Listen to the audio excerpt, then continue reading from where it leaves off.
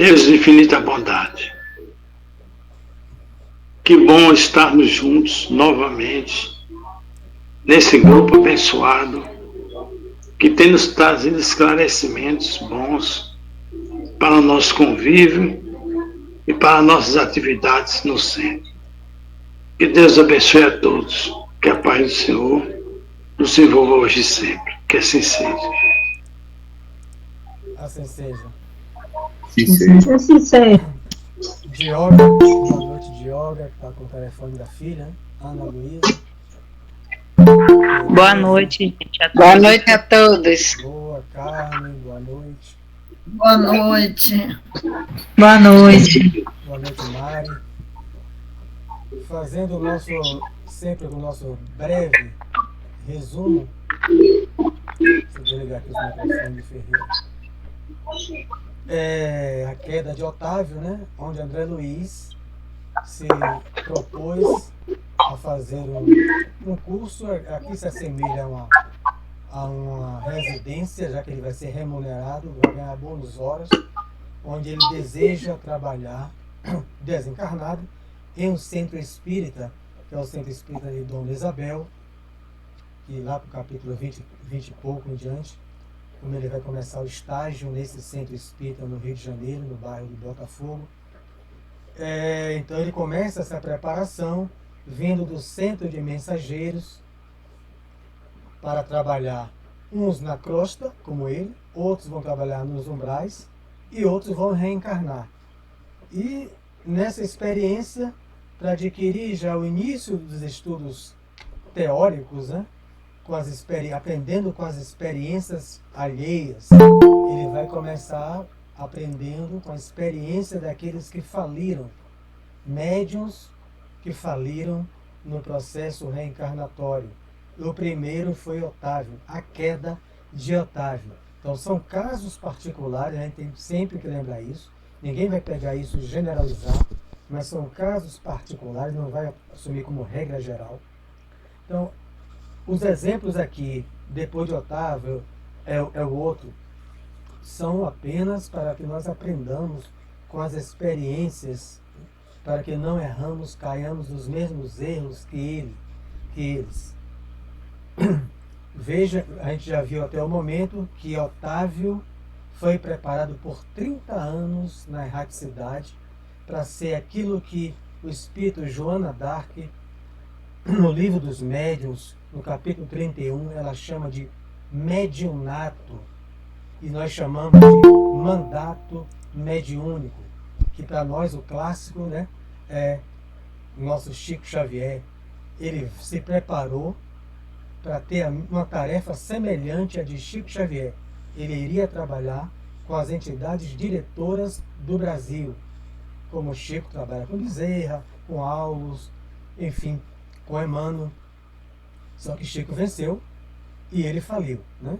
Mas mesmo assim, a gente já viu até o capítulo 7 que Deus, né, a sua misericórdia infinita, está dando oportunidades novamente, né, de todos eles que faliram voltar novamente à carne para recapitular, né, as suas ações. Então isso serve para todos nós. A misericórdia divina. Lembrando também, eu anotei aqui, né, para a gente entrar no que ficou, que na questão 578, ocupações e missões dos espíritos, quando Kardec pergunta, o espírito, quando não é superior, pode falir? E quais as consequências? A resposta, eu resumi aqui, não está toda, terá as consequências, sim, ele pode falir. Só que não fale, segundo a doutrina espírita, é o espírito puro. Está na questão 100 do Livro dos Espíritos. Mesmo encarnado, eles não falam. Não vão falir. Então ele pode falir. E qual a consequência? Terá que retomar a tarefa e sofrerá as consequências do mal que haja causado. Então, a misericórdia divina é infinita. Teremos sempre as consequências, né? A reparação daquilo que fizemos. Nós paramos aqui onde ele já narrou a sua história, a sua queda, o seu auxílio que ele relegou. Está tudo embutido aqui, se a gente quiser resumir, na parábola dos talentos, né? Emmanuel fala isso. todos nós recebemos recursos ou concessões da divindade. Alguns enterram, né, as concessões. Foi o caso dele. Ele já citou 2 vezes a parábola aqui. Mas ele falou assim, onde nós paramos. E continuou, né, a tragédia que inventei para o meu próprio tormento. A esposa a que me ligara, tão somente por apetites inconfessáveis, era criatura muito inferior. Já se achou aí, Osner? O meu, essa edição aqui, ó, o Osner, ó, não sei se o seu é dessa edição, o seu é dessa edição, então é a página 51, lá embaixo. Era criatura muito inferior à minha condição espiritual e atraiu uma entidade monstruosa em ligação com ela para tomar o papel de meu filho. Então, mas eu me casei, nem tudo está programado. A gente já viu que a programação dele não era casar, como Chico, como Divaldo, como Ivone, não era casar, Marcel Mariano, ser celibato. Ele tinha essa programação, né, que ele descumpriu, de criar os 3 irmãos de sangue e os 3 que não eram consanguíneos, que eram 6 entidades que afiançaram a sua reencarnação. Ele colocou todos eles no orfanato. No orfanato. Então, casou com uma pessoa. Para entender isso, eu estou só reportando, não vou ler, né? É o Evangelho segundo o Espiritismo, capítulo 5. Causas anteriores das aflições. Nesse caso aqui é causas atuais das aflições. Ele não estava programado casar, mas encontrou uma pessoa conforme os apetites, né, sexuais dele, né? Como ele fala aqui, os apetites inferiores dele. E a entidade atraiu, que tinha ligação com ela, não com ele. Uma entidade monstruosa, não da forma, né? Monstruosa na sua natureza íntima. Monstruosa na sua natureza. A escala espírita começa com os espíritos impuros, aqueles que têm prazer para o mal. A gente pode chamar isso, o Osner aqui, como um psicopata encarnado, alguém portador de psicopatias encarnado nessa monstruosidade, da crueldade. Enfim, deixa eu desligar aqui o microfone. Lembrando sempre ao Osner, deixa eu desligar, que chegou hoje, seja muito bem-vindo mais uma vez. Marilene já está há alguns dias. Osner, daqui a pouco eu faço uma pausa e aí as pessoas levantam a mãozinha, cadê ela? Aqui, ó. E aí fala à vontade, viu? Que aqui o curso, as pessoas já sabem que não tem professor. O professor aqui, no caso, é André Luiz, né? Que nós estamos se acercando dele, né? E o mestre a gente sabe quem é, né? Ninguém perdeu o juízo. A gente sabe que o mestre é Jesus, mas o professor do estudo de hoje é André Luiz. Todos podem acrescentar, todos podem divergir quando interpretar. Agora, lembrando sempre, né? A divergência é sempre naquele bom tom do respeito, né? Que a gente que não é querer disputar, né? Querer que minha opinião prevaleça a de Marilene, de Mari, enfim. A gente apresenta uma discordância, seja natural. Discordei de André Luiz, natural. Natural. A doutrina espírita não é a doutrina do sim, né? É a doutrina que a gente pode divergir da interpretação. Agora, não vai gerar isso um atrito. Graças a Deus, nesses 3 anos que a maioria de nós nos encontramos, nunca teve. Esperamos em Deus. Então, eu vou ler mais um trecho. Releguei à rua 6 carinhosas crianças, né? Que são aqueles espíritos do nosso lar, que afiançaram a sua reencarnação, que ele se compromissou em recebê-las, que iam ajudar na tarefa dele e eles a ajudá-las também. Ele descumpriu tudo. Tudo. E a gente aqui não vai julgar, né? Porque a gente já analisou isso. 20 anos. A mãe morre aos 13. O pai morre aos 20. A madrasta fica com hanseníase. Ele fica com 6 crianças para criar. Olhando o São João, o carnaval, se fosse na Bahia, as pessoas iam para o cinema, e ele com 6 crianças, operário simples, para dividir o salário simples com 6 crianças, quem ia casar com alguém assim? Bom, ele já sabia que ia ter dificuldade de casar, né? Alguém que quer casar quer ter a sua família, vai pegar logo 6. Nem todo mundo é cidária, né? Diz a madrasta de Chico, que quis isso e trouxe as crianças. Mas, então a gente não, jamais pode entrar em qualquer tipo de censura a qualquer um desses aqui. É apenas para a gente aprender com eles, com as experiências dele. Então, releguei à rua 6 carinhosas crianças, cuja convivência concorreria decisivamente para minha segurança moral, mas a companheira e o filho, ao que me pareceu, incumbiram-se da vingança. Ou seja, a segurança moral dele, porque ele tinha problemas na área sexual. Ele não entra em detalhes, mas ele tinha. Porque a mediunidade mesmo pede, né? Alguém casar, Kardec foi casado, né? Há alguns que pedem, como Marcel, como Chico, como Divaldo, como Ivone, para que possa se dedicar plenamente à sua tarefa. Mas o caso dele, ele já citou antes, na abertura, que ele veio do umbral, pediu isso, tinha problemas nessa área, então ao invés de ele pedir para ser padre, não casar, não ter filhos, para conter externamente os seus apetites. Mas ele pediu para ser um médium missionário, e se preparou por 30 anos. E, enfim, faliu. Então, atormentaram-me ambos até o fim da existência, quando para aqui regressei, mal tendo completado 40 anos, roído pela sífilis, André Luiz foi assim também, pelo álcool e pelos desgostos, sem nada haver feito para o meu futuro eterno, sem construir coisa alguma no terreno do bem.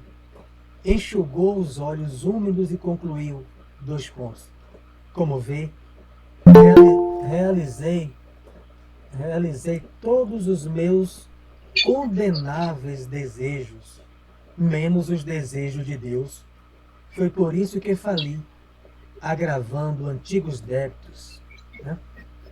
Ou seja, os desejos de Deus é o que? O que ele pediu, e que os Espíritos do Senhor trabalharam na sua programação, no seu planejamento reencarnatório. Ao botar o corpo na carne,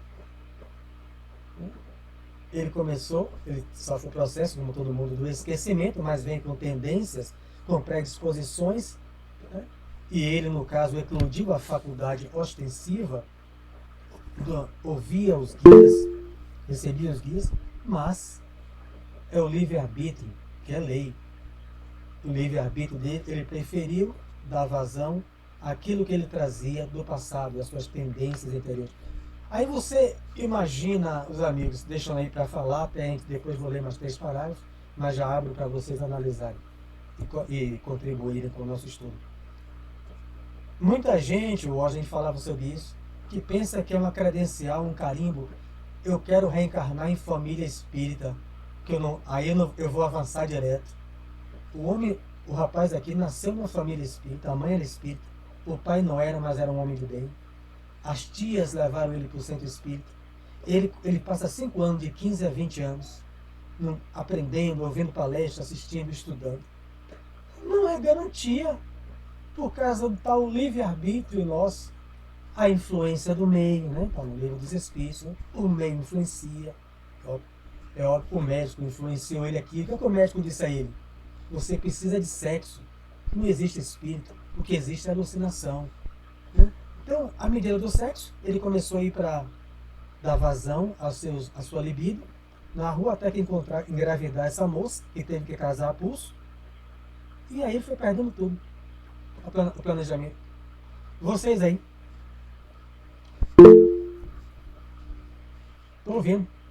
Carmen, depois Tereza. Carmen, Boa noite, gente. Analisando novamente o caso de Otávio, acho que ele pediu uma missão desafiadora demais, da qual ele não estava preparado. Eu sei, foram 30 anos, eu sei, podia até ter sido 300 anos, mas ele não estava preparado. Esse desafio que ele escolheu estava acima das forças dele. Primeiro, meu ponto de vista, eu sei que é fácil a gente ficar especulando, fazendo análise de um ocorrido com a vida da pessoa, mas a gente está estudando, né? Então a gente vai apontando algumas questões. Ele tinha um problema gravíssimo na ordem da questão da sexualidade.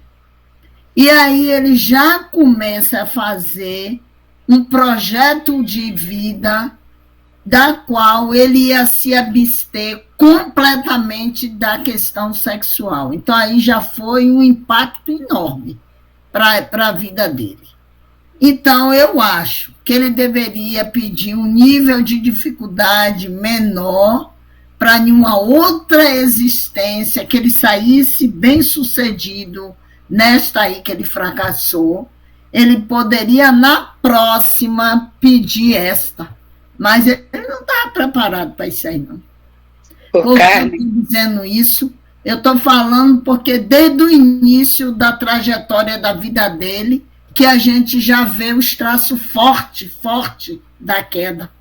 Mas, Carmen, ele foi preparado 30 anos, pediu essa prova lá no mundo espiritual. Só que quando foi preparado, como todos nós somos preparados, só que quando ele chegou aqui, não teve essa força para vencer o lado, a sexualidade dele, né? O lado sexual chamava, né? É onde mais ali, somos todos nós com nossas provas.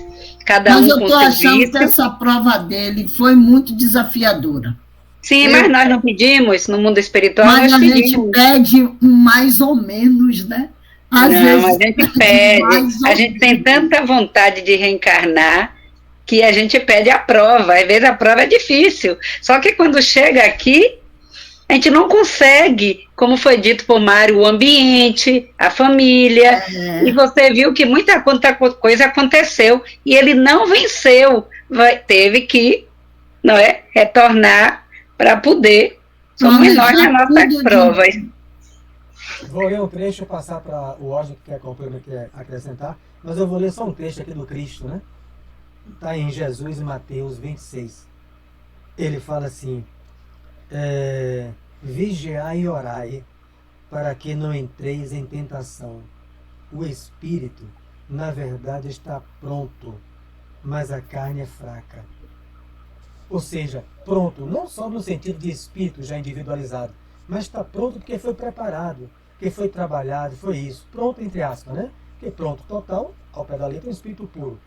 Jesus diz: o espírito está pronto, a carne é fraca. Por quê? É o que está no Evangelho. Na carne vamos encontrar as vicissitudes da encarnação, a influência que eu trago, tendências, predisposições, a influência do meio. Você não vai namorar com ninguém, não, é? Você trabalha. Rapaz, que negócio estranho. Você não namora com ninguém? Imagina o que aqui de Valdo ouviu. Então, a gente está sempre, porque no segundo capítulo eu tive que pegar isso aqui, de Jesus. Diga, Osmo. Quando a gente pensa na questão da preparação que todos nós, na verdade, recebemos para reencarnar, a gente fica muito em mente a questão do acertar, né? De que o plano reencarnatório que foi feito, ele vai ter como resultado que a gente consiga dar conta de todos os desafios que foram propostos justamente nesse planejamento. Só que a gente, às vezes, se desapercebe de que é uma tentativa, né? Por quê? Como o Mário trouxe, a gente tem uma certa percepção de que a grande maioria dos espíritos na Terra, eles estão na terceira ordem, ou seja, eles são espíritos inferiores, né? Eles ainda não são, nós ainda não somos espíritos bons, nem espíritos da primeira ordem, né? É para eu entrar no celular? Não. Desculpa, eu estou mostrando a Jailson porque ele entrou no grupo errado. Tá. Jailson, vai lá para o grupo certo. Pode continuar.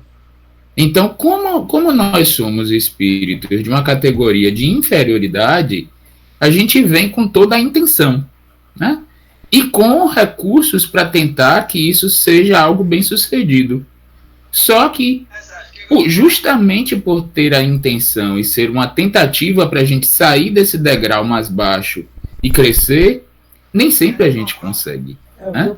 Por mais que a gente esteja imbuído de intenção, por mais que a gente esteja assistido pela espiritualidade superior, o estar encarnado abafa, em grande parte, as nossas boas intenções, o nosso desejo. Tanto que a espiritualidade se propõe, a cada noite, quando a gente adormece, relembrar, né? Tentar, de alguma maneira, chegar até nós, para que a gente possa ter recurso para seguir. Mas, na grande maioria, a gente vai, na verdade, aprendendo justamente com essas quedas, né? Com esses erros. Porque a dor entra como professora no resultado desse erro, fazendo com que a gente tenha reflexões maiores quando a gente desencarna. E aí a gente acaba promovendo internamente um amadurecimento que nos leva, na próxima tentativa, a acertar mais, né? Não necessariamente acertar 100%, mas acertar mais do que a gente errou na etapa anterior. A gente não tem o relato das encarnações anteriores dele. Então a gente não sabe se nas anteriores foi pior, né? Dessa vez ele errou, mas a gente imagina que provavelmente nas anteriores ele errou muito mais. E um aspecto que eu gostaria de trazer, que eu acho assim, que merece a nossa reflexão, quando a gente pensa na questão da mediunidade, né? Se a gente vai fazer um estudo mais aprofundado dos aspectos fisiológicos da mediunidade, a mediunidade ela tem uma conexão muito grande com a glândula pineal. E a glândula pineal, ela é dita pelos estudiosos dela, né, na doutrina espírita, encarnados e desencarnados, como um portal que ajuda a esse recurso da mediunidade se manifestar e que também está muito relacionado com as recordações e memórias das vivências sexuais, né? A glândula pineal, ou seja, a mesma glândula que nos auxilia na manifestação da mediunidade, ela que permite o acesso às memórias, aos registros das nossas vivências afetivas e sexuais. Então, é realmente muito característico que os médiuns ostensivos tenham um grande desafio com a sexualidade, porque eles estão manifestando algo que atravessa o mesmo caminho, o mesmo canal, né, fisiológico. E essa energia que seria aplicada na sexualidade, ela vai ser sublimada numa outra direção. Então é um grande desafio para o médium lidar com esse campo da afetividade nos relacionamentos e da sexualidade. Isso foi motivo, né, de questionamento com o Chico, né, teve muito conflito.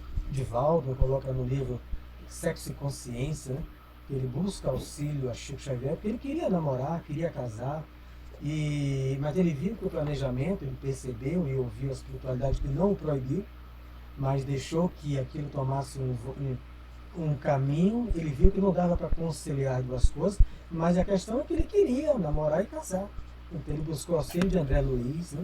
Está no livro o relato que André Luiz fala, eu tenho aqui, para ajudar ele, para dar esse direcionamento, esse direcionamento da energia, né? Para a área da mediúnica do trabalho. Então, isso está no livro Missionário da Luz, né? André Luiz vai trabalhar especificamente a glândula pineal, é a glândula que, segundo a ciência, vela. Meu neto fica nu na frente das meninas, criança de 5 anos, mas depois ele não vai fazer isso, né? Então a glândula perde essa função de veladora do sexo para ser a glândula da vida mental, e também que ela abre, entre aspas, as comportas do inconsciente. Então é uma mistura, é o mesmo caminho onde a percepção do mundo espiritual, mas também a percepção do mundo íntimo. Na balança interna, Osmo, ele preferiu dar vazão ao que ele trazia. Quem de nós pode julgar? Sim. E tem... eu posso seguir, Maria? Sim. E uma questão que às vezes a gente deixa, enfim, passa desapercebida, né?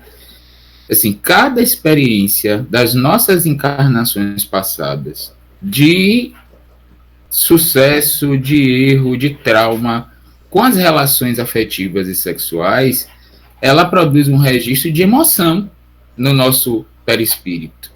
Então, lidar com essa emoção traumática das vivências anteriores é algo realmente muito difícil, né? A gente reencarna e isso tem um eco, tem uma repercussão. Isso, de alguma maneira, está lá no registro. E aí vai ser o nosso desafio de superação vai vir através, no caso do médium, exatamente desse exercício saudável da função. Né?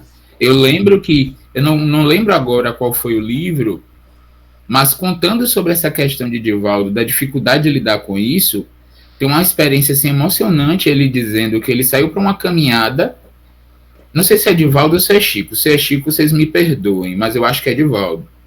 E aí ele senta no chão, né, em uma árvore no campo, muito triste, e aí ele é orientado pela espiritualidade, né, o conflito era esse, a questão da sexualidade, que ele conversasse com o corpo, pedindo a ajuda das células, né, pedindo a cooperação das células físicas para que ele tivesse recurso para ser vencedor, né, que ele atuasse como se ele estivesse sendo o rei e as células do corpo fossem os súditos, e que nessa conversa ele compadecesse os súditos, essas células, para que elas, ao invés de agir como algo que levava ele para cometer o erro, fossem ajudadores, fossem cooperadores que fortalecessem ele na decisão de se manter com a conduta correta. Foi a experiência de Chico, essa foi com o Chico, e que ele passou para Divaldo.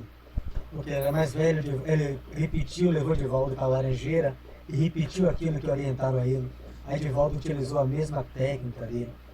Enfim, então vamos lá ler os últimos parágrafos, o último parágrafo do capítulo, né? Então isso só lembrando também, né? Que não é só, a gente já viu que eles preparam mensageiros para disseminar ideias espiritualistas, mas não é só na área de centro espírita. Ideias espiritualistas no planeta. E depois, na segunda parte, ele fala que ele não quer só carteiros, ele quer cartas vivas, que disseminem valores educativos, prática do bem. E essa queda dele, que ele escolheu a resposta de Carme, que achou estranho, que ele não tinha força suficiente, resistência moral para isso, Kardec faz a mesma pergunta. Os espíritos, no livro dos espíritos, vão dizer, mas a questão é que quando você está no lado de lá, Carme, você olha onde ele passou, que o Roger falou, ele já citou, o sofrimento que ele passou antes. Ele vê uma oportunidade de avançar. Então eu quero bezetacil na testa. Vai doer, mas eu quero, porque eu vou avançar mais rápido. Eu vou avançar. O que é que os espíritos dizem no livro dos espíritos? A maioria vai falir. Por isso que eu li a questão 578. Se ele não é espírito, quando não é superior, bastante pode falir. E as consequências é o quê? Terá que retomar a tarefa e sofrerá as consequências do mal que porventura tenha causado a alguém. Então a oportunidade será dada sempre. Mas se ele não tem resistência bastante, embora pediu, insistiu, ele pode falir. E faliu. Nesse instante calou-se, como se alguma coisa invisível lhe constringisse a garganta, né? A emoção, né? A culpa, o remorso. Abracei-o com simpatia fraternal, ansioso de proporcionar-lhe estímulo ao coração. Mas Dona Isaura aproximou-se mais, acariciou-lhe a fronte e falou, 2 pontos. Não chores, filho, Jesus não nos falta, com a bênção do tempo. Tem calma e coragem. E identificando-lhe o carinho, meditei na bondade divina, que faz ecoar o cântico sublime do amor de mãe, mesmo nas regiões de além-morte. De mês das mães, né? Então, veja o amor de uma mãe, né? O amor que ela estava sempre presente com ele. É aquela coisa que você não tem como definir, como dizer. Quando eu leio aqui os livros de Drauzio Varela, que é ateu, e eu leio o livro As Prisioneiras, é uma trilogia, Carandiru, As Prisioneiras, Os Carcereiros, que virou série, Menos Prisioneiras, o livro é muito mais profundo, é de entrevista. Ele ficou impressionado, a mulher saiu do Paraná para visitar o filho dela em São Paulo. O filho dela em São Paulo estava com problema na garganta inflamada.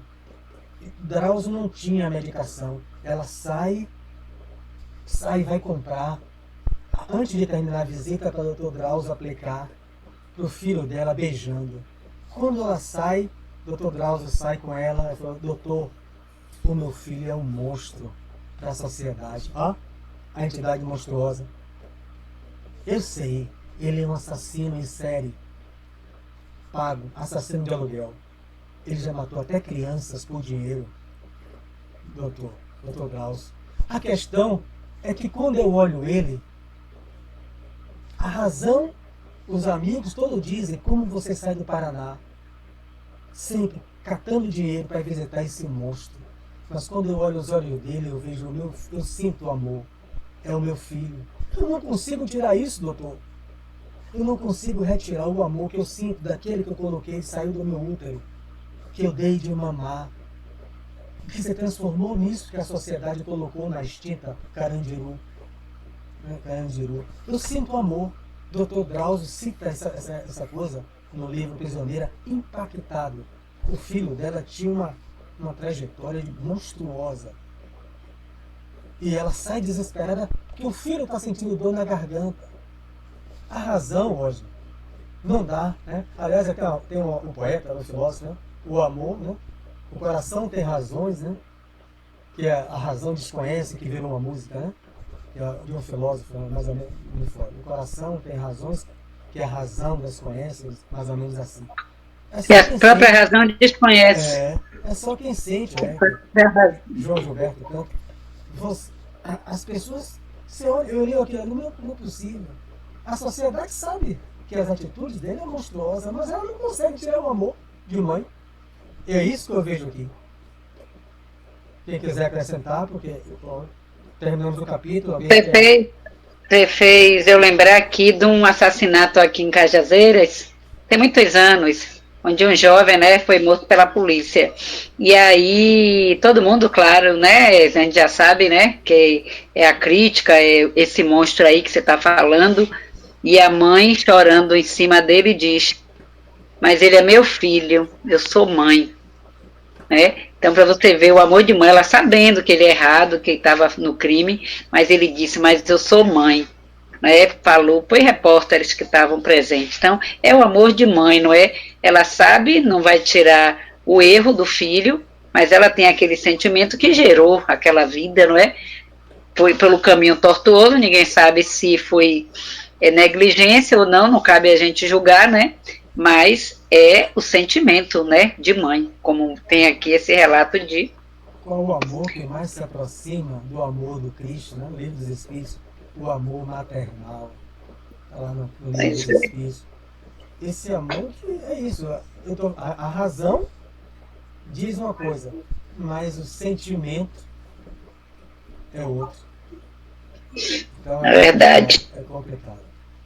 Passo para o outro. Dá início, dá início. Porque está ainda 8h30. Capítulo 8, né?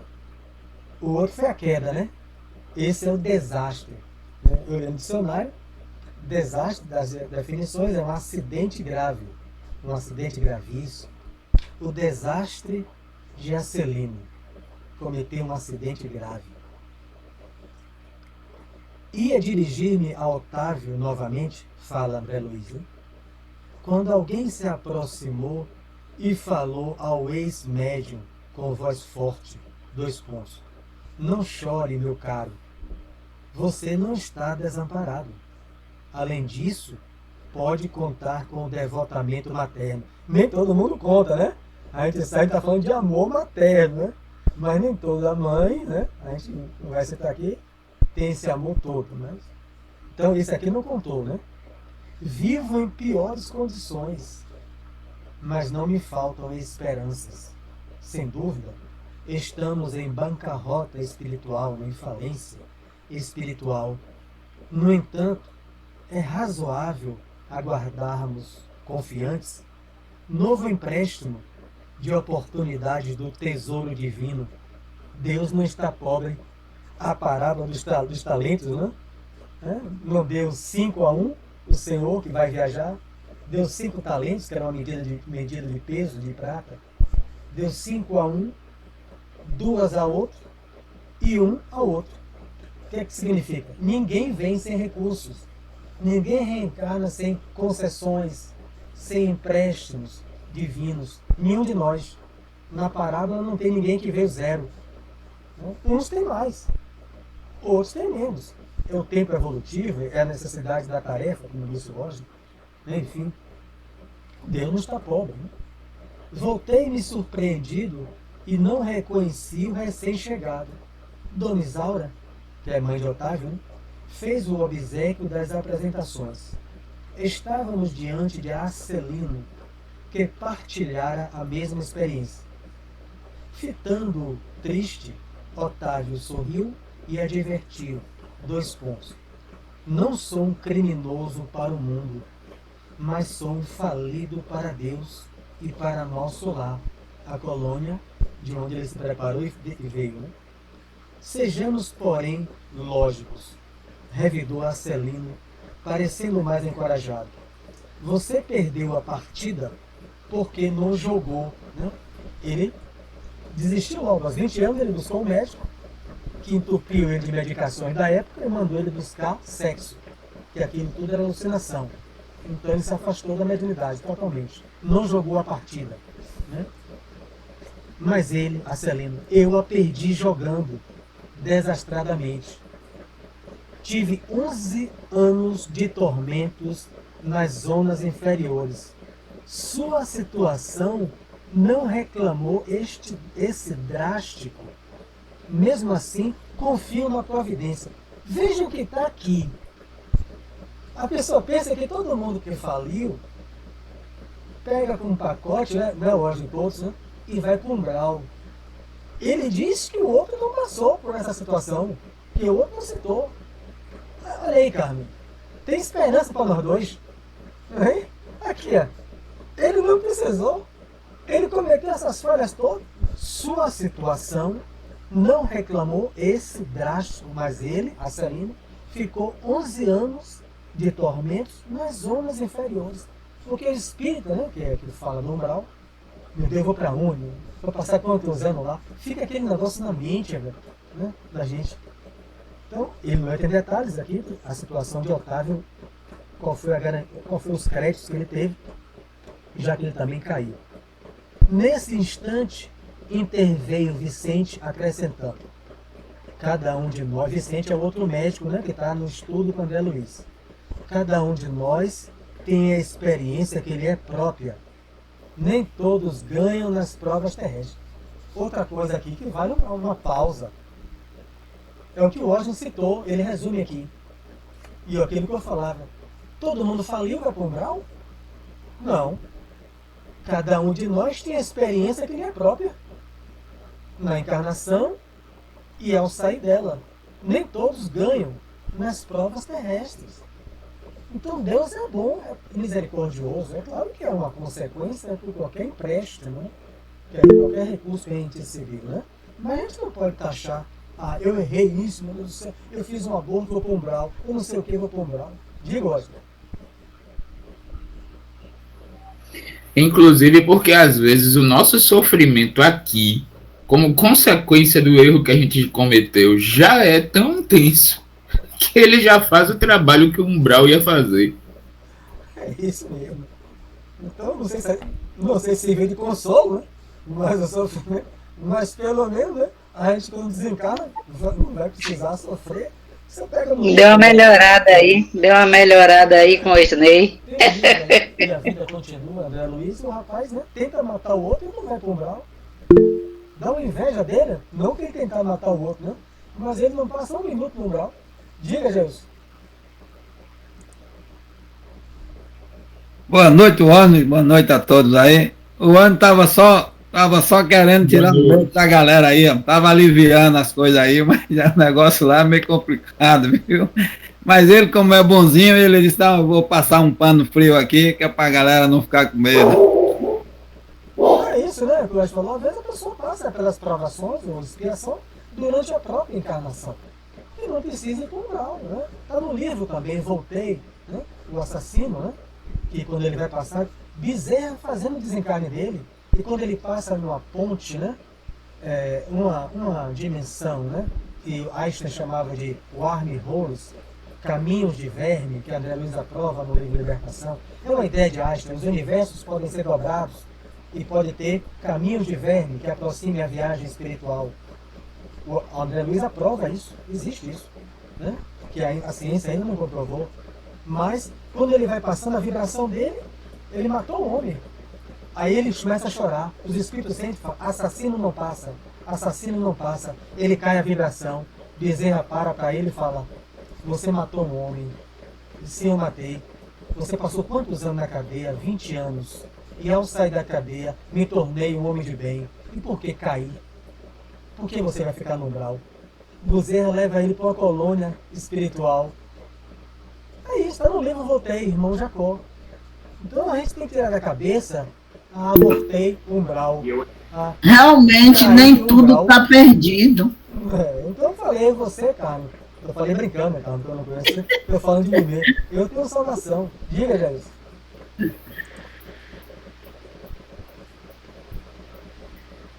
Você levantou a mão, Jair? Sem som. Então... Jair está sem som. O cara passou 20 anos numa prisão, você quer um umbral pior do que esse aí, quando ele sair para ir para outro lugar mais ainda, ele já pagou o que ele tinha de pagar ali, mentalmente ele já se livrou daqueles pensamentos ruins, então ali para ele foi um alívio. Então, o cara passar esse tempo todo, 20 anos, quando sair dali para outro lugar pior, Ave Maria, também aí é muito castigo em cima de um só. Então, a prisão hoje, Sérgio, quando você falou aí, na minha opinião, já é um umbral que o cara tá passando por ele. Na verdade, a gente passa por... Aqui, praticamente é um umbral, a gente convive, mas a prisão é um lugar limitado, você não tem nada de conforto, então é um umbral que você está pisando alguma coisa. A questão não é só a prisão, é que ele saiu e se tornou um homem de bem. Sim, por quê? Porque ele mudou sua maneira de pensar, quer dizer, aquilo serviu para ele, serviu como um umbral na terra, que vai aliviar ele no plano espiritual, porque aquilo serviu para ajudar ele. Mas tem outros não, que vai para lá sem raiva, fica pior do que o que era, e vai continuar indo para um lugar pior do que o que ele estava lá ainda. Eu tive que fazer uma pausa, porque o meu assistente, né, o baixinho, veio dizer, vovô, tem uma goteira na sala. Eu disse, a casa do telhado, como é que eu posso ir na live? Aí eu digo, na próxima encarnação eu tenho uma casa de laje. Aí ele saiu. Vamos lá. Ele vai me chamar para isso mesmo. Cadê? E voltando-se de modo especial para mim, aduziu, né, para André Luiz Vicente, né, que foi médico, também faliu, não na área de mediúnica, mas na área da medicina. Então voltou-se para o seu parceiro que foi médico, aduziu. Quantos de nós, os médicos, perdemos lamentavelmente na luta? Depois de concordar, André Luiz, né, trazendo à baila o meu próprio caso, que ele não vai relatar, porque já está no livro Nosso Lar, objetei. Seria, porém, muitíssimo interessante conhecer a experiência de Acelina, repito. Não é regra geral, agora é a segunda experiência, é o segundo caso. Teria sofrido o mesmo acidente de Otávio? Creio, de grande aproveitamento, penetrar essas lições. No mundo, não compreendia bem o que fossem tarefas espirituais, mas aqui a nossa visão se modifica. Há que cogitar do nosso futuro eterno.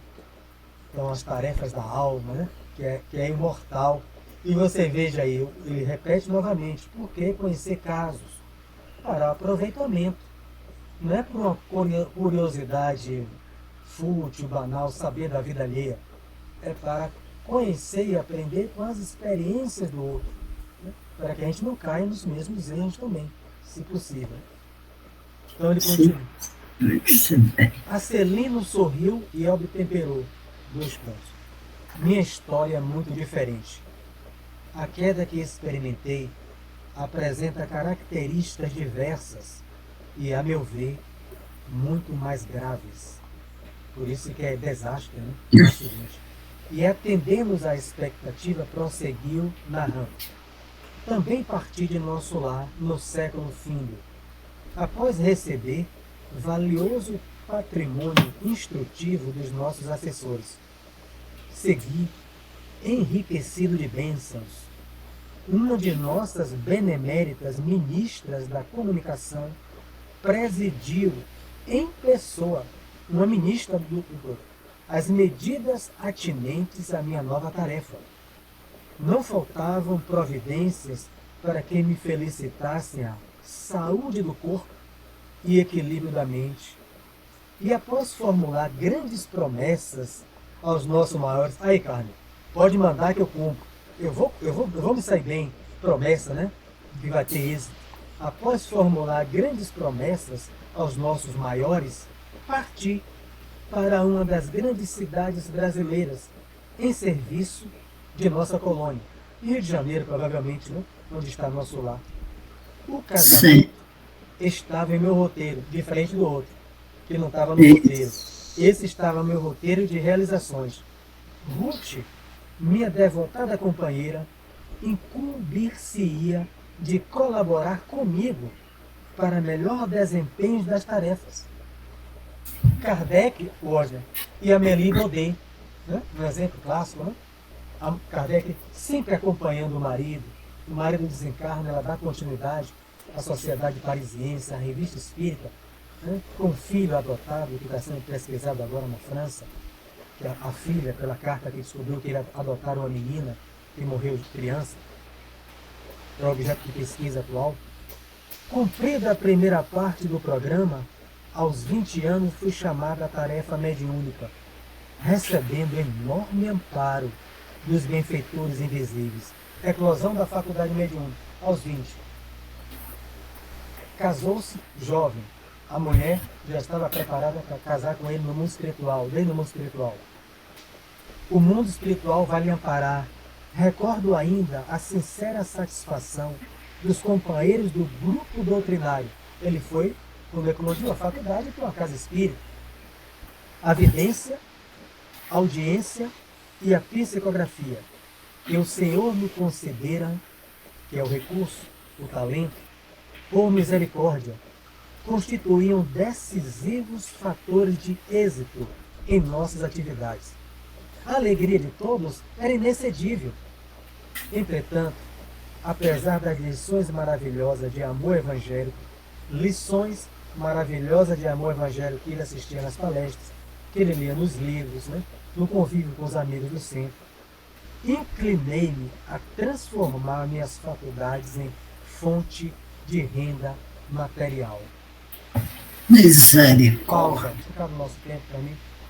E aí, aqui é só a abertura da narrativa da queda dele. Aí é ladeira abaixo. Ele está vendo os benfeitores, ouvindo, né? A audição da audiência, né? Não ouvindo carnal, mas ouvindo o conselho dos bons espíritos. E escrevendo, ó, no grupo. Não estou escrevendo para o Washington, para Jailson. Primeiro eu estou escrevendo para mim, o que está ali escrito. E quando eu falo na psicofonia, né? Seja eu intuitivo, mas se eu for médio inconsciente, se o grupo grava, aquilo é para mim. O conteúdo é para mim. Não é só para Jailson, para a Carmen que eu vi. É para o médium. E ele faliu. Acidente grave significa desastre no dicionário. Acidente gravíssimo. Vender faculdade mediúnica. Acidente gravíssimo. Quem quiser falar, eu não tenho tempo. Diga, Teresa. Não vou ler mais. Aí ainda foi mais que Otávio, né? Porque ele trabalhou... Foi bem pior. Os dons mediúnicos dele colocou à venda aquele dom, né? Que é dado por Deus, né? Em ajuda aos necessitados, né? Que vem auxílio. Então, esse desastre aí foi bem maior do que o de Otávio mesmo, que é a queda de Otávio. Aí foi um desastre mesmo. Ele mercandou, né? Mercantilizou. Otávio não jogou o jogo, porque ele buscou o médico, porque se para tirar a mediunidade, né? Como se pudesse, mas ele buscou certo. E ele jogou. O problema é que ele jogou errado. Jogou Aquele errado. fez comércio. Diego, Oscar. Aí é uma coisa para a gente pensar, né? Sim, do ponto de vista da censura moral,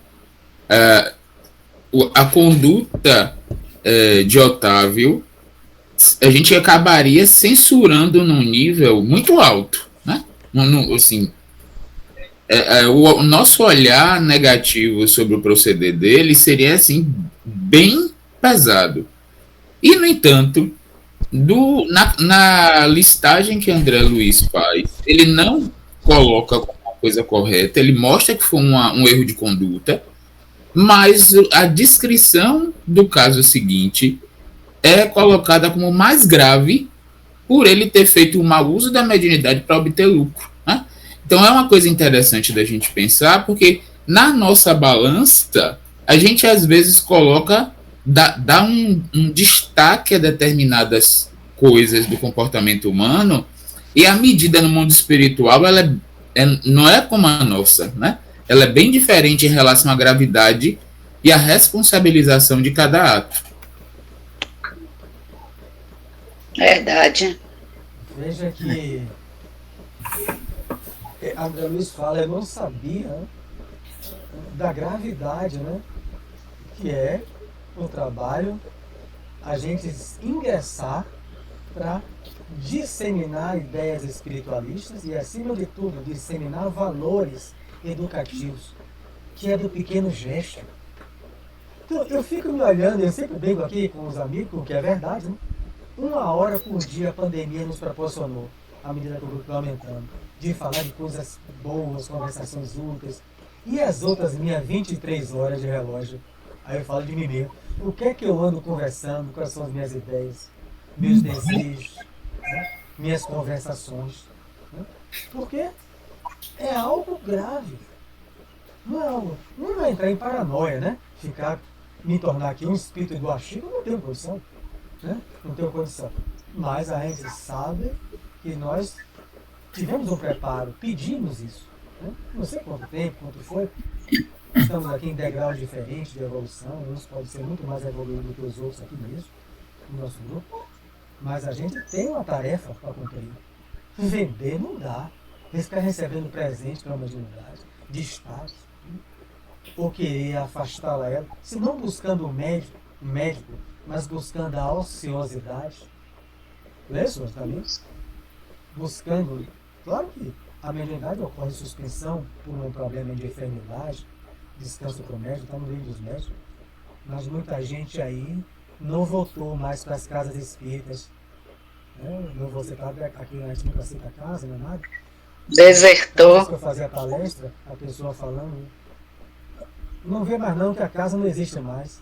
Eu digo, o Covid levou até as paredes, o Covid levantou tudo. Não, as paredes estão lá, mas não tem trabalhador. CD tal. Nosso centro ainda, nossa região com 9, né? Só 5 ainda reabriram. Nossa CD11 reabriram presencial. Então é algo que faz a gente pensar, Teresa. Porque é uma consequência. A misericórdia divina da ordem nunca deixa de existir. O livro começa com o preparo dos falidos. É indicativo que faliu, vai ser preparado de novo. Mas haverá uma consequência. A tarefa foi incompleta. Vou pedir que o Osmo faça a prece. Diga. Mário aí, Maria do Desterro colocou, você viu? Que a tia dela desencarnou agora com parada cardíaca. Vou ver a tia. Como é o nome? Vou ver a tia. Não sei se é Zilda, ela botou rapidamente. Alguém pegou o nome aí? Foi Zilda. Zilda Pereira. Manda o pai. Pedir ao Osmo ela tá aí. A prece. Já agradecido a todos. Hoje é terça-feira, né? Então até quinta. Não é terça? Hoje é terça. Até quinta. Amanhã temos os trabalhos com Tereza no Vale da Vida. A gente não vai precisar de transporte, né? Se tiver greve para assistir. Não é amanhã, não. A greve é quinta, se tiver. É quinta, estou dizendo. Assisto tudo é quinta. Parece que estão negociando para não ter. Hoje é com a prece. Bons amigos espirituais, queremos chegar em agradecimento à vossa presença, pedindo que continuem a nos inspirar a boa vontade de estarmos reunidos nesse aprendizado.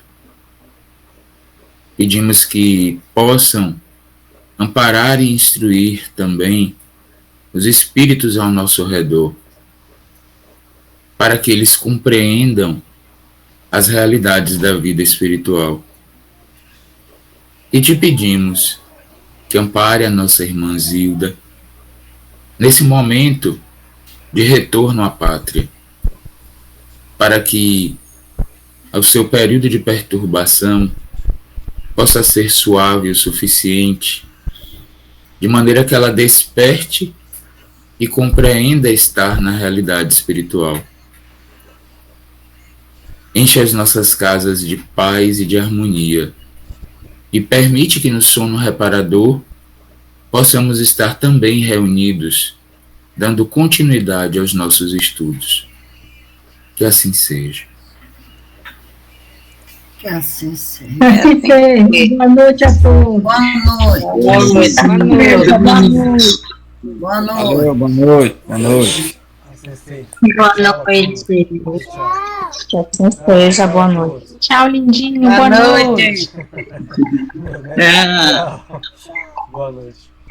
Boa noite. Espera aí.